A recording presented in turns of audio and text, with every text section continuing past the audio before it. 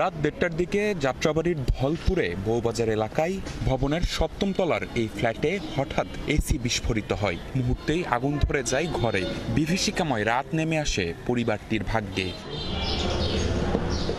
ঘুমন্ত অবস্থায় 2 সন্তান সহ দগ্ধ হন তুহিন হোসেন ও ইবা আক্তার দম্পতি। পরিবারের সদস্যরা জানান, রাতেই তাদের নিয়ে যাওয়া হয় জাতীয় বার্ন ও প্লাস্টিক সার্জারি ইনস্টিটিউটে। প্রতিবেশীরা ভবনের আগুন নিয়ন্ত্রণে আনেন।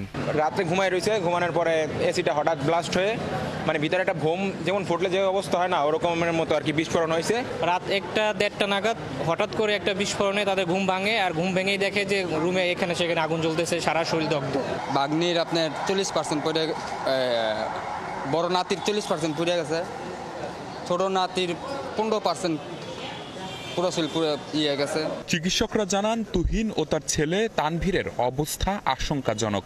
স্ত্রী ইভার 15% ও আরেক সন্তান তাওহিদের 8% দগ্ধ হয়েছে। পুরুষ রোগী যিনি আছেন, ওনার মুখমণ্ডল পুড়েছে।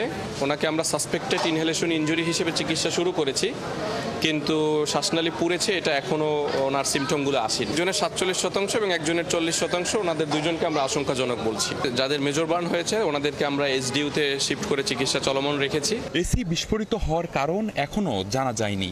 দগ্ধ হওয়া তুহিন মোতালেব প্লাজায় একটি মোবাইল সার্ভিসিং দোকানে কাজ করেন। তাদের বাড়ি মাদারীপুরের সদর উপজেলায়।